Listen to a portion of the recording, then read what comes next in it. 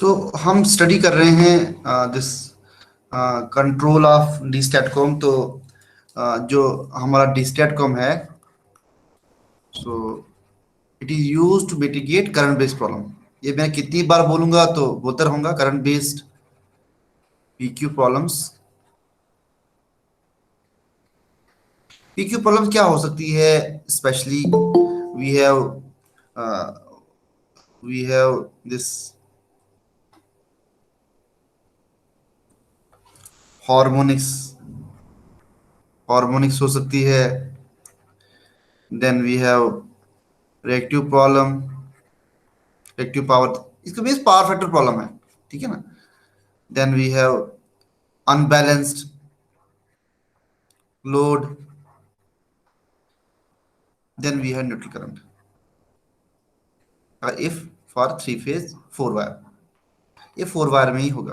Okay, अब ये जो प्रॉब्लम जितनी भी हैं, this is current based problems. ये वोल्टेज में भी कुछ हो सकती है, बट यहाँ पे करंट बेस्ड प्रॉब्लम्स हैं जो डिस्टैटकॉम मिटिगेट करता है, ठीक है। डिस्ट्रीब्यूशन स्टैटिक कंपनसेशन और it is active compensation. Okay, ये मैंने आपको बताया, it is active compensation. whereas conventional was that was passive compensation, जब हम कैपेसिटर से यूज करते, because capacitor was fixed. Okay, capacitor was fixed, that was passive compensation. Okay, और यहाँ पे हमने डिजाइन कर लिया। लास्ट टाइम हमने डिजाइन हमने पढ़ा था इसके बारे में। डिजाइन में हमने किया था कि सीडीसी कितना होना चाहिए। देखो सीडीसी का काम क्या है। लेट्स सपोज ये हमारा वीएससी है और यहाँ पे हमारा ये कैपेसिटर है और this is connected to grid, three phase या सिंगल फेज। अब देखो यहाँ पे जो स्टोर एनर्जी होती है कैपेसिटर 1/2 CV स्क्वायर, और यहाँ पे जगह थ्री फेज है पीपीवी आईपीवी। ओके, अब देखो दोनों साइड पावर सेम होनी चाहिए, पावर बैलेंस होना चाहिए, this should be equal to this one. अगर यहाँ पे वेरिएशन हो रही है वोल्टेज करंट में, जो सैग स्वेल हो गया, कुछ भी हो गया, तो यहाँ पे भी कुछ वेरिएशन होगी। अब देखो कैपेसिटर फिक्स है, चेंज किस में होगा? वोल्टेज में। सो अब वोल्टेज जो चेंज हो रही है मैक्सिमम टू मिनिमम वैल्यू, तो वो कितना कैपेसिटर हैंडल कर सकता है? We have to design this CDC. Okay, this how capacitor is design. Secondly we have VDC. अब इस सीडीसी के अक्रॉस वोल्टेज कितनी होनी चाहिए? नॉमिनल, जो फंक्शन करे, वो भी हमने डिजाइन किया था। That was 2√2 VL line voltage bye √3, ठीक है, बाय एम। उसके बाद हमने बोलता था जो, अब देखो जो ये इन्वर्टर है, इसको हाई स्विचिंग फ्रीक्वेंसी से हम कंट्रोल करते हैं। उसकी वजह से क्या हो जाती है, जो हमारी फंडामेंटल वोल्टेज है, ठीक है, इसमें रिपल्स आ जाते हैं, स्विचिंग रिपल्स, एक किस्म का नॉइज। अब उस नॉइज को करंट से रिमूव करने के लिए हमें क्या जरूरत है? Interfacing inductor. Current switching ripples को रिमूव करता है। उसके बाद फोर्थ है, अगर वोल्टेज में होगा, अगर सेम ये करंट में थी, अगर यही वोल्टेज में होगा, then we need RC filter, ठीक है। It is use to remove voltage switching ripples. Finally अब देखो यहां इन्वर्टर में जो ये हमारे स्विचेस लगे हैं, और हर एक स्विच की करंट रेटिंग और वोल्टेज रेटिंग, ठीक है ना। सो उसको भी हमने देखा, हमने कैसे डिजाइन करते हैं, ठीक है। तो वो भी हमने अभी तक पढ़ा है। अब है कंट्रोल। कंट्रोल हमने लास्ट टाइम स्टार्ट किया था, कंट्रोल ऑफ डी स्टैटकॉम। अब इसको करने से पहले देखो कंट्रोल क्यों करना है, क्योंकि इट इज एक्टिव डिवाइस। तो हमें कंट्रोल ऐसा करना चाहिए कि सिस्टम जितनी पावर क्वालिटी प्रॉब्लम्स है वो सारी ठीक हो जाए।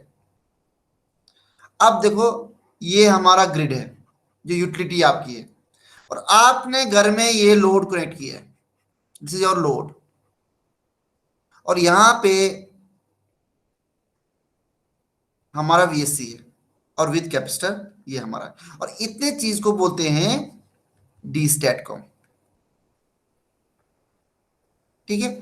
और इसको पल्स देने के लिए भी पल्स भी चाहिए, वो भी इसके पार्ट ऑफ है। और इस पल्स को करने के लिए क्या चाहिए हमें? एक कंट्रोल चाहिए। ऐसी पल्स होनी चाहिए, हम क्या चाहिए, देखो यहां पे अगर लीनियर लोड होगा, वोल्टेज ये है, करंट क्या होगी? लैग और lead, so let's put lag. So it means power factor deteriorate हुई, मींस रिएक्टिव पावर आ रही है। देखो आपको याद है KVA is equal to kilowatt plus KVAR, और किलोवाट क्या है, V I cos phi and plus V I sine phi. I angle जितना बढ़ेगा उतना ही रिएक्टिव पावर बढ़ेगी, that's why reactive power problem की बात बोल रहा हूं, यहाँ power factor or reactive power problem. अब देखो अगर पावर फैक्टर डेटरेट हो गया या रिएक्टिव पावर आ गई तो इट मींस कि ग्रिड साइड में लॉसेस बढ़ गया। हमने लास्ट टाइम बताया था P is equal to V I cos phi, so I will be P by V cos phi. और पावर फैक्टर डेटरेट हुआ मींस करंट बढ़ गई, मींस डिस्ट्रीब्यूशन में अगर यहाँ पे कोई इंपीडेंस है losses increase, I square R loss हो गई। तो हम क्या चाहते हैं, देखो लोड को हम चेंज नहीं कर सकते हैं, ये क्लियर हो जाओ। वी कैन नॉट, लिख दो आप, we can not change the behavior of load, ये हम कभी चेंज नहीं करेंगे। कि कर सकते हैं, सो it is not possible at all. हम क्या करेंगे कि लोड के बाद जो हमारी लाइन है वो ठीक हो जाए, हम क्या बोलेंगे, तो इस साइड ये थी, तो ये हमारा बैरियर है, इस साइड ये था, हम क्या चाहें, वोल्टेज और जो करंट का ग्राफ है वो यूनिटी पावर फैक्टर हो जाए। इवन मैग्नीट्यूड डिफरेंट हो सकते हैं but it should be same phase, ठीक है। This is phi is equal to zero, यहां फाइव कितना था, इट वाज सम एंगल, ठीक है।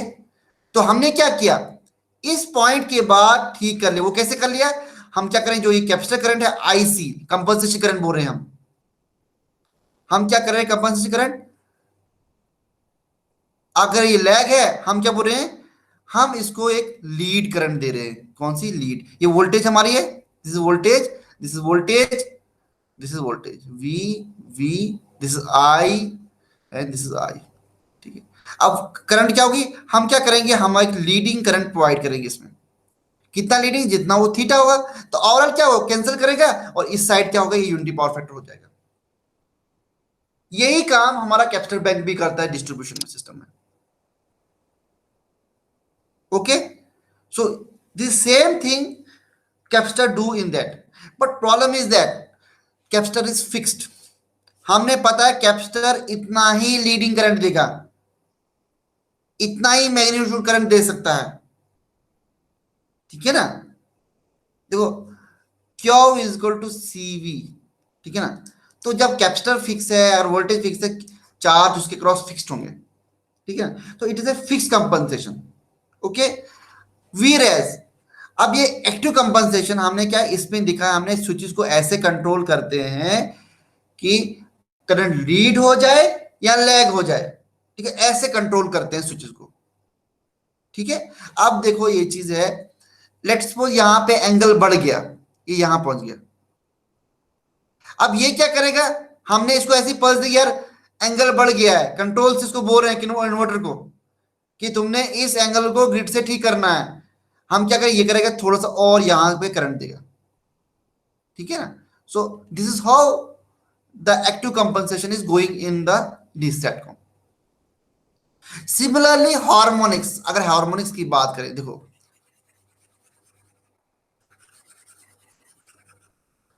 शायन, आप सुनाई दे रहा है आपको, शायन, शायन या हुजैफा, कोई भी। यस सर, अब दे रहा है सुनाई। ये क्लियर हो गया कि कंपनसेशन कैसे करता है। यस सर, ये हमने परसों भी पढ़ा था ना। हाँ हाँ, अब देखो यहाँ पे लेट्स सपोज हमारा लोड है, थ्री फेज लोड हमारा, लेट्स सपोज, ठीक है। अब थ्री फेज लोड में अगर देखा जाए, this current is IL actually load current, और IL में यहां वेवफॉर्म बनाऊंगा।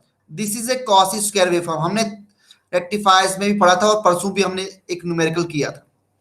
ये ऐसी वेवफॉर्म है, इट्स THD इज 31%। स्टैंडर्ड क्या बोलता है, THD should be less than 5%, ये स्टैंडर्ड बोलता है। अगर किसी को लोड कनेक्ट करना है तो उसको ये जो मोस्टली ये इंडस्ट्रीज को बोलते हैं, जो इंडस्ट्रियल पर्पस है वहां पर, क्योंकि उनका लोड बहुत ज्यादा होता है, उनको बोलते पहले ही तुमने ये स्टैंडर्ड को सेटिस्फाई करना है, you have to satisfy this standard, means तुमने इसके पार TEG should be less than 5%, less than 5% means nearly sinusoidal current. हमने बोला था कि हार्मोनिक करंट में एक्टिव कंपोनेंट फंडामेंटल कंपोनेंट बहुत कम होता है, तो अदर आर लॉसेस। तो यूटिलिटी नहीं चाहेगी, जो गवर्नमेंट कभी भी नहीं चाहेगी उसमें लॉसेस हो जाए, तो वो क्या बोले इंडस्ट्री से तुमने ठीक करना है, तुम कुछ भी करो। So what actually the current should be on grid side, देखो ग्रिड साइड करंट क्या हो जाएगी, it should be like this one, ये ऐसी करंट होनी चाहिए, ये ऐसी करंट होनी चाहिए, साइनसॉइडल। तो what is remaining part here, अगर हम रिमेनिंग पार्ट देखेंगे जो कंपनसेटर को देना है, that will be this part, ये पार्ट, फिर ये वाला पार्ट, फिर अगेन ये वाला पार्ट, ये वाला पार्ट, फिर ये वाला पार्ट, ये वाला, ये कंपनसेटर को देना पड़ेगा। तो इट मींस IC कितना होगा, this parrot green line is actually this is current, this current grid current, IS लिखूंगा मैं, या IG ग्रिड करंट, ये वाली current, IG, IL and IC। तो IL कौन सा है, this red one is IL। Okay, now what should be compensated current, ये वाली होनी चाहिए, ये वाला पार्ट, देन दिस पीक वाला, अगेन दिस पार्ट, और इस साइड भी वही होगा, ये ऐसे वाला पार्ट हमारा कंपनसेटेड देना चाहिए, दिस IC, ये ऐसी करंट देना चाहिए। ठीक है, सो ये है, देने के लिए कुछ कंट्रोल की जरूरत है बेसिक, ऐसे तो नहीं देगा ना। ठीक है, अब कंट्रोल क्या, control we have two types, even मेरे यूट्यूब लेक्चर में मैंने उसको समझाया पूरा है। अब कंट्रोल में we have two main controls जो हम कर सकते हैं। देखो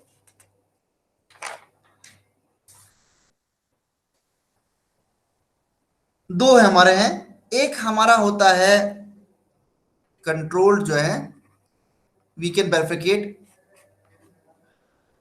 करंट कंट्रोल्ड,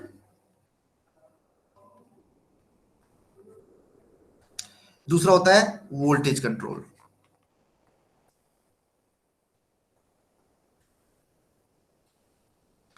अब देखो ये हमारा VSC है, ठीक है ना, ये हमारा VSC है और यहाँ पे कैपेसिटर है, और इस VSC में 6 स्विचेस है, ऐसे स्विचेस है, 3 फेज के लिए बात कर रहा हूँ, ये, और ये इस साइड इसका DC है, जो अभी तक मैंने बोला आपको, दिस इज DC, कैपेसिटर हमें लगा है, ठीक है, और यहाँ पे ये इन्वर्टर से ऐसे कनेक्ट है ग्रिड के साथ, ठीक है, सिमिलरली ये ग्रिड के साथ RYB, ठीक है। इसलिए स्विच कितने हैं, 1 3 5 4 6 एंड 2, ये स्विचेस कितने, 1 2 3 4 5 6, इनके लिए पल्स जनरेट करनी है, ठीक है, इसमें, ठीक है, दिस इज VSC, मैं शॉर्ट में लिख रहा हूँ, ओके, और ये इंटरनली ये स्ट्रक्चर इसका है। अब जो ये पल्सेस है ना, पल्सेस जो हम पल्सेस चाहिए, क्या हम करंट से रेफरेंस से जनरेट करें पल्सेस या वोल्टेज से, मतलब रेफरेंस क्या जनरेट होगा, whether it will be voltage और current to generate this pulses. अब मैं समझाऊंगा आगे इसमें भी। अब करंट में भी हमें दो हैं, एक है डायरेक्ट करंट कंट्रोल और दूसरा है इनडायरेक्ट।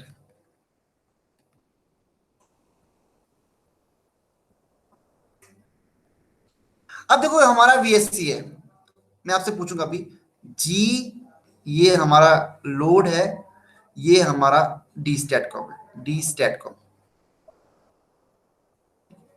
ये हमारा IL है, ये IG है, ये IC है, कंपनसेटर।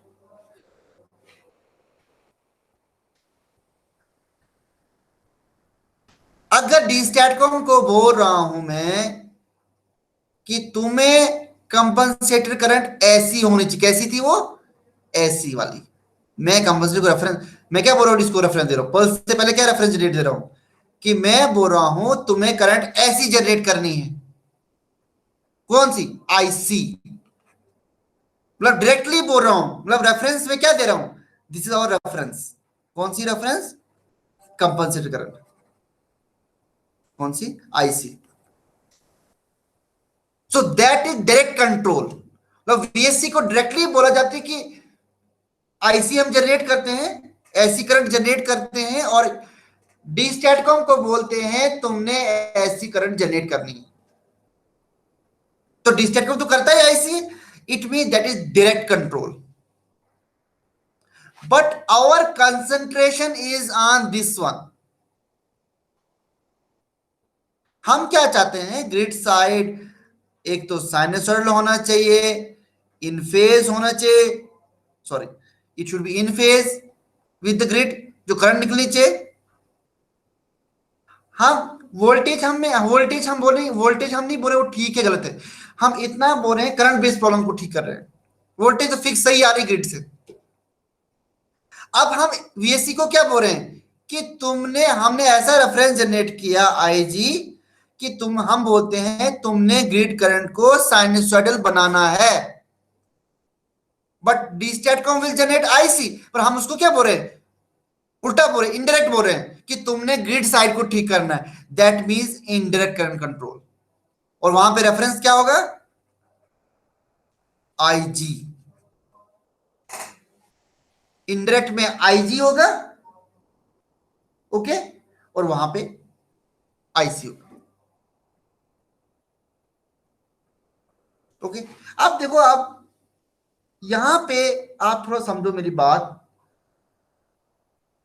जो हमारी रेफरेंस हमने आईसी जैसे जनरेट की आईसी जनरेट किया, हमने खुद बोला कि ऐसा करंट होना चाहिए, और फिर क्या करते हैं, यहां से हम यहां पे सेंस करते हैं एक्चुअल, मतलब रेफरेंस जो हमने जनरेट किया आईसी, इसको बोलते स्टार में, और सेंस्ड आईसी।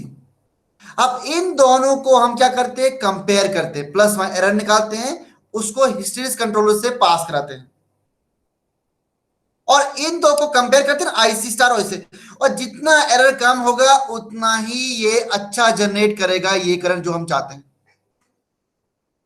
रेफरेंस हमने ये दिया, और सेंस अगर सेम आए, एरर कम हो गया ना, इट मींस हमारा डिस्टेटकॉम काम सही कर रहा है, okay, it will work, okay, so this will work.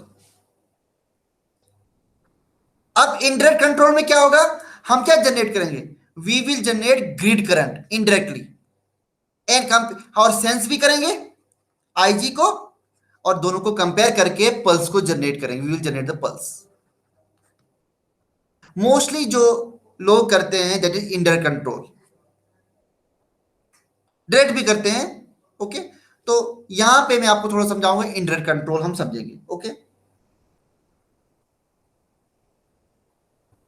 अब इनडायरेक्ट करंट कंट्रोल में आप देखो, यहां पे थोड़ा मैं समझाना चाहता हूं, इनडायरेक्ट कंट्रोल में हम क्या जनरेट कर रहे हैं, indirect current control, we are generating grid current as a reference.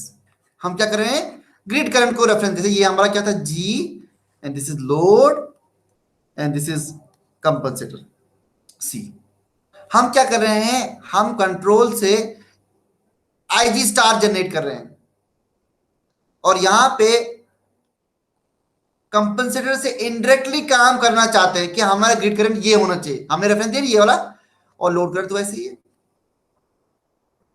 अब क्या होगा कि जैसे हमने आईजी स्टार किया जनरेट, अब मुझे कोई बता सकता आईजी कितना स्टार होना चाहिए, तो for a unity power factor, for voltage ये था वीजी, और आईजी हमारा ये था, दिस इज आवर आईजी, ये हम चाहते हैं आईजी, दिस आईजी स्टार। अब ये क्या होना चाहिए, यूनिटी पावर फैक्टर होना चाहिए, unity power factor, distortion should be less, TAG should be less than 5%। अगर थ्री फेज है, तीनों करंट बैलेंस होने चाहिए, उनमें कोई मैग्नीट्यूड में डिफरेंस नहीं होना चाहिए, तीनों बैलेंस होना चाहिए। अब मुझे बताओ आईजी कितना होना चाहिए। देखो एक तो आयल का एक्टिव कंपोनेंट प्लस कितना एनर्जी हमें इस कंपनसेटर को चाहिए, एक्टिव कंपोनेंट एक्टिव, तो काम हमेशा एक्टिव करंट से होता है। Okay, to get useful work we need हमेशा, we need always active component. So load current plus compensator current जो हमें चाहिए इसको काम करने के लिए, तो this will be the IG star. मगर ये आईएल से क्या निकालेंगे, एक प्योर साइनसोइडल कंपोनेंट निकालेंगे हम, और ये यूनिटी पावर फैक्टर किससे होगा, ग्रिड से, प्लस आईसी से भी एक्टिव कंपोनेंट निकालेंगे। दोनों को ऐड करने के बाद हम क्या आईजी स्टार रेफरेंस जनरेट कराएंगे कि ये वाला करंट होना चाहिए ग्रिड साइड। हम बताते हैं इसको है। तो आईसी को लिखता हूं मैं लॉस कंपोनेंट, जो लॉसेस हो रहे सिस्टम में। अब जब हमने जनरेट किया, फिर एक्चुअल से क्या करते हैं, सेंस करके बाद यहां से हम आईजी लाते हैं, दोनों को कंपेयर कराते हैं, प्लस माइनस एरर होते हैं। इस एरर को हम क्या करते हैं, एक हिस्टेरिसिस करंट कंट्रोलर से पास करते हैं, एचसीसी, हिस्टेरिसिस करंट कंट्रोलर। अब ये काम कैसे करता है, इसमें एक बैंड होता है, देखो अपर अपर लिमिट बैंड और लोअर लिमिट बैंड। ठीक है, इसकी वैल्यू देते हैं हम ना, जब मैटलैब में हम क्या बोलते हैं, ये अपर बैंड है, ये लोअर बैंड है, इसके बीच में एक रेफरेंस होता है साइनसॉइडल। अब जब एरर क्या निकलेगा, ये कुछ ऐसे निकलेगा, कभी ऐसे निकलेगा, ऐसे ऊपर नीचे करके करें, एरर बहुत सारे निकलेगा। जब ये पॉइंट फ्रॉम लो पॉइंट से जब हाई पॉइंट के लिए जाता है, तो इस दौरान जो स्विच निकलेगा दैट विल बी ऑन, ये ऑन होगा। जब अपर से लोअर जाएगा it will B of. Pulses कैसे निकलेगी, मैं ये बोल रहा हूं मैं, उसके बाद दोबारा अपर लोअर ऐसे ही पल्सेस बनती जाएंगी टू कंपनसेट दिस डिवाइस, ऐसे करेंगे पल्स। तो ये हिस्टेरिसिस कंट्रोलर ऐसे काम करता है। तो राइज मींस हम ऑन ऑफ करके हम क्या करते हैं, काम करवाते हैं। ठीक है, दिस हाउ इनडायरेक्ट कंट्रोल, और कोई भी ये हिस्टेरिसिस जो है ये दोनों में यूज होता है, वेदर इनडायरेक्ट और डायरेक्ट कंट्रोल में। अब क्या है कि ठीक है, हमारा काम क्या मेन है, अब यहां से हमें यह साबित हुआ कि रेफरेंस करंट जनरेशन होना बहुत जरूरी है। रेफरेंस करंट जनरेशन, ठीक है ना, इसका होना बहुत जरूरी है कि कैसा रेफरेंस जनरेट, जितना एक्यूरेट आप रेफरेंस जनरेट करोगे उतना ही कंट्रोल आप अच्छा कर पाओगे। तो इस रेफरेंस करंट जनरेशन के लिए बहुत सारे कंट्रोल आए, we have number of controls, number of control organisms. और उसमें कौन कौन सा है, we have two, time domain, time domain and we have frequency domain. आपने पढ़ा होगा फेजर्स में, दैट इज फ्रीक्वेंसी डोमेन, और टाइम डोमेन जो टाइम फंक्शन में। तो इसमें बहुत सारे कंट्रोल आए, और टाइम डोमेन में कुछ बताना चाहता हूं क्या क्या कंट्रोल आए टाइम डोमेन में भी। तो होली क्या है, उनका काम क्या है टाइम डोमेन इन कंट्रोल्स का, टू जनरेट रेफरेंस करंट्स। सो उसमें आया यूनिट टेम्पलेट,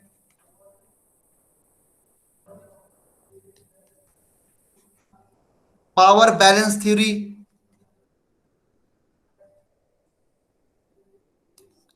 और भी बहुत सारे, जैसे SRF, synchronous synchronous reference frame, इसको बोलते हैं एसआरएफ, ये बहुत ही फेमस कंट्रोल है। ओके, उसके बाद neural network base, adaptive controls, आजकल AI based, artificial intelligence, machine learning based controls, बहुत सारे कंट्रोल्स आए, ठीक है। We will concentrate only one और टू, सारा यहाँ यूनिट टेम्पलेट पे हम कंसंट्रेट करेंगे। Okay, so we have lot of controls. Similarly we have frequency domain. Frequency domain में क्या क्या होगा? तो फ्रीक्वेंसी डोमेन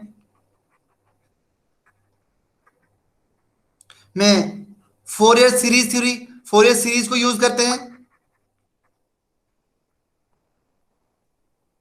तो एक चीज बताओ, फोरियर सीरीज में कैसे करेंगे? लेट्स सपोज जब फोरियर एनालिसिस किसी करंट का करते हैं, व्हाट वी जनरेट, हम उससे क्या निकालते हैं? हम फंडामेंटल कंपोनेंट भी वहां से निकालते हैं। हमारा मकसद ही है कि हमारा वो रेफरेंस हो जो ग्रिड के साथ यूनिटी पावर फैक्टर हो, जो उसकी फ्रीक्वेंसी सेम हो ग्रिड वोल्टेज की, दैट इज फंडामेंटल कंपोनेंट। तो फोरियर सीरीज को भी यूज किया गया है, okay, to generate this one, Kalman filter और बहुत सारे वेवलेट, बहुत सारे। चलो इसमें आप ज्यादा मत जाओ, we will concentrate this or this, okay, इनमें एक को हम कंसंट्रेट करेंगे to control this D state को। अब एक चीज है, time domain is always better in real time control. क्यों? हम क्या चाहते हैं? देखो कंट्रोल की मेन खासियत क्या, एक रेफरेंस तो जनरेट करना ही है, मेन खासियत हम चाहिए लेस कंपटीशन। जितना कंपटीशन उसको कम होगा इंटरनली, उतना ही वो क्या होगा? फास्ट होगा, फास्ट कंट्रोल। वीर जो ये टाइम डोमेन की बात बोल रहा हूं मैं, टाइम डोमेन में टाइम डोमेन की एडवांटेज है। और जो हमारा फ्रीक्वेंसी डोमेन है, कि इतनी एनालिसिस करनी, इक्वेशंस करनी है, तो वो स्लो होते हैं, देर आर स्लो, और requires heavy computational burden, requires heavy computational burden.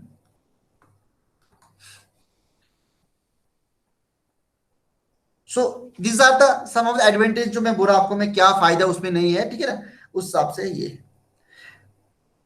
अब टाइम जो डी स्टेट कंट्रोल है, हमने बोला डायरेक्ट डायरेक्ट, ठीक है। अब इसके दो मोड है डी स्टेट कॉम के, एक है पावर फैक्टर करेक्शन, पीएफसी बोलते हैं, पावर फैक्टर करेक्शन। दूसरा है ZVR, zero voltage, zero voltage regulation और पावर फैक्टर करेक्शन।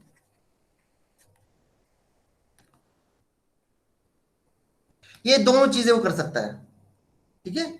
और जहां पे लेट्स मेरा this is grid and this is load and this is compensator, और ये जो पॉइंट जहां पे ठीक करता है उसको बोलते हैं point of common coupling, point of common coupling.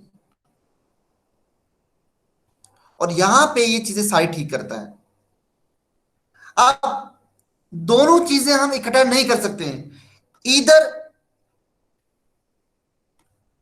One can be done at A time.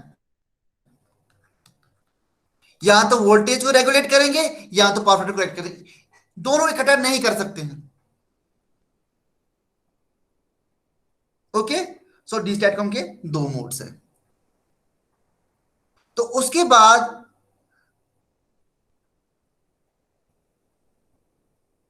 अब हमने पढ़ना है इसमें जो बेसिक कंट्रोल है इस डी स्टैटकॉम को कंट्रोल करने के लिए, दैट इज यूनिट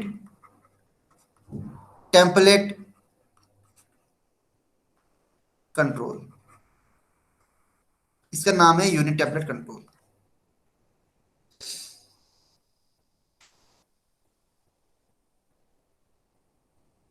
कोई बता सकता है मुझे what is reference current?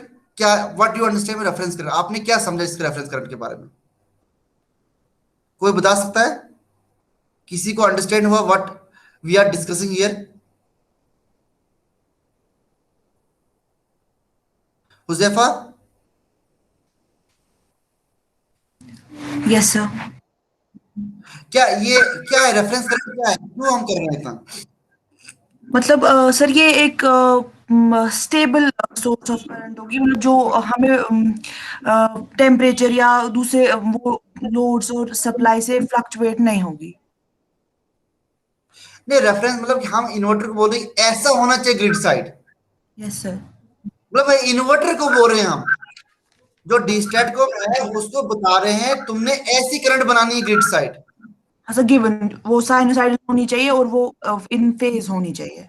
In phase और थ्री फेज तीनों करंट क्या होने चाहिए? In balance. Phase, balance. Why we need balance currents, कुछ पता है कुछ, क्यों why need we need balance current? तो लोड अनबैलेंसिंग ना हो। उसके नुकसान क्या हैं? Why we, what is the problem of load unbalancing? Sir load unbalancing में होता है ये, लोड अनबैलेंस में अगर हमारे पास थ्री फेज सप्लाई है तो वोल्टेज मतलब अलग अलग फेज में अलग हो सकती है, तो उसमें क्या हो सकता है, वोल्टेज अनबैलेंस हो सकता है, मतलब हमारा मशीन इंडक्टर मोटर में, मतलब मोटर वगैरह में प्रॉब्लम्स आ सकती है। अब मैं तेरे को समझाऊंगा। लेट्स सपोज हमारे पास ये तीन लोड्स है, ठीक है ना, यहाँ पे लोड है आर, ये तीन लोड्स है, ये हमारे पास तीन डिस्ट्रीब्यूशन में लोड है, ठीक है। इसमें चल रही है 5 एम्पियर करंट, इसमें 10, और इसमें कितना चाहिए 20 एम्पियर। तीनों में अनइक्वल करंट चल रही है, ठीक है, ये जरूरत है इसको। अब यहाँ इंपिडेंस क्या है, तीनों में इक्वल है, दैट इज जेड। और यहाँ पे क्या हो जाएगा, let's suppose Z is 2 ohm, so we drop will be on this line will be, V A में क्या हो जाएगा ड्रॉप, 2 × 5 विल बी 10 वोल्ट। इसमें कितना हो जाएगा वीबी में, 10 × 2 विल बी 20 वोल्ट, और इसमें हो जाएगा 40 वोल्ट। अब वो तीनों में ड्रॉप क्या अनइक्वल है, अनइक्वल ड्रॉप मींस क्या, वोल्टेज में भी अनइक्वल हो, यहां पे अनइक्वल वोल्टेज हो जाएगी, कि ड्रॉप क्या किया, अनइक्वल ड्रॉप हो गया, तो इसकी वजह से ओवरऑल क्या वोल्टेज अनबैलेंस होगी। तो अनबैलेंस, दो लोड, ये जो लोड उसके ये तो प्रोफाइल चेंज नहीं कर पाएंगे। हम क्या करेंगे, ये जो अनबैलेंस करंट्स हैं, हम क्या करेंगे, हम यहां पे एक डीस्टेटकॉम लगाएंगे। हम बोलेंगे तुमने क्या करना है, 5 + 10 + 20, सो दिस विल 35, 35 डिवाइड बाई 3 कितना हुआ, that will be 10 point 11 point something. हम बोलेंगे तुमने हर लाइन में 11 पॉइंट्स करंट को बनाओ, तो लोड चेंज नहीं हुआ, हमने क्या किया उसको बाइफरकेट किया करंट को। यहां पे क्या हुआ 11, यहां पे भी 11, यहां पे भी 11। अब इन्वर्टर को क्या करना पड़ेगा, इस कभी करंट को ज्यादा देना पड़ेगा, कभी कम देना पड़ेगा, ठीक है। Based upon that it will mitigate this problem. So due to unbalance current we have unbalance drops, unbalance drop की वजह से क्या वोल्टेज अनबैलेंस हो जाएगा, तो voltage unbalance voltage is not good for three phase motor specially या other feeders पे। So we need to balance, हम क्या चाहेंगे कि ग्रिड साइड हमेशा तीनों करंट बैलेंस हो जाए, मतलब इनका magnitude and phase should be same. मतलब मैग्नीट्यूड क्या होना चाहिए, should be, let's suppose I अगर ए का है, दूसरे का भी आई होना चाहिए, आई बी का भी आई, तीनों का इक्वल होना चाहिए, और phase they should be 120 degree apart. ये है प्रॉब्लम ऑफ अनबैलेंस। तो ये डीस्टैटकॉम ये भी ठीक करता है, ठीक है। सो हम नेक्स्ट लेक्चर में कंटिन्यू करेंगे this unit template control and this SRF control.